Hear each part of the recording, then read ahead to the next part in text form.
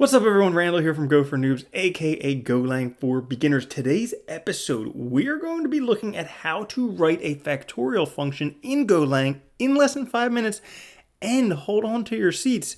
We're going to do it in both an iterative and a recursive fashion, so stay tuned. Alright guys, today we're taking a look at the factorial function. In case you don't know what a factorial function is, basically, if we have factorial of 7, it multiplies 7 times every number before there, every non-negative number before there. So 7 times 6 times 5 times 4 times 3 times 2 times 1.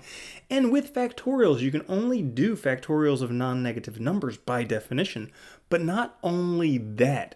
See, when we do 7 times 6 times 5 times 4 times 3 times 2 times 1, that helps us with the iterative solution. However, a handy hint for the recursive solution is recognizing that the factorial is 7 times 6 factorial. So let's get coding. Well, to begin with, let's create a function. All right, we're going to call this func fact end.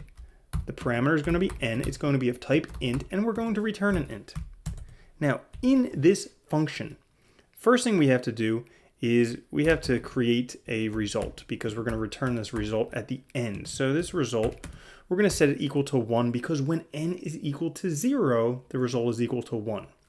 Now, for the iterative solution, what we're going to do is we're going to say, hey, for I is equal to 1, I is less than or equal to n, I plus plus, and then here's the handy hint.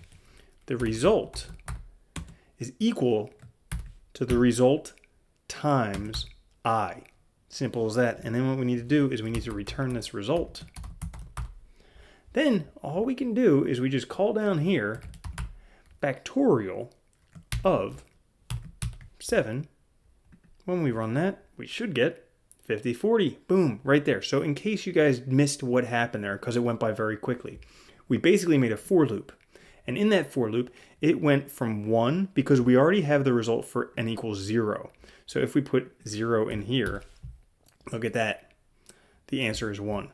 So from n equals 1 to n, for I equals 1 to n, we're going to multiply this result times that number. So in the case of 7, the first time it runs is going to be 1. So we do 1 times 1, then 2 times 1, and 3 times 1, there's 4, 5, 6, 7. There we go. The iterative solution. Now, here's what we're going to do in the next one. We're going to create another factorial function, but this is the cool factorial function. This is the factorial function for the guys who get all the girls, the recursive factorial function. So, same thing.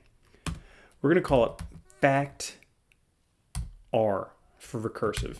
Again, n, int, and int. So basically, the parameter is an int. We're going to call it n, and it returns an int. Now, we have to create an if statement, because if n is equal to 0, guess what? We got to return 1. We already know that. However, in the other cases where we have an n as a non-negative number, here's what we want to do. We want to return n times, and this is the cool stuff. This is the stuff that gets all the girls, so make sure you pay attention. Okay, factor n minus 1. That's the recursive part. Recursion is so cool because you're actually calling this function from within the function using a different argument. You're using n minus 1 instead of n, so it's actually calling that function again. So just to give us an idea that we have a different answer there, okay, we're going to do fact R of 4. And when we print that, after we get the 5040 for the fact of 7, the fact R of 4 is 24, which is 4 times 3 times 2 times 1. Boom! And there you have it, my friends. Factorial function done in both a iterative, meaning it iterates over a loop, or recursive, meaning that you're the coolest guy on the face of the planet because you use recursion. So, thank you guys for watching. I hope you enjoyed it. If you did, make sure to like, subscribe, click the notification bell, and I will catch you in the next one. Peace.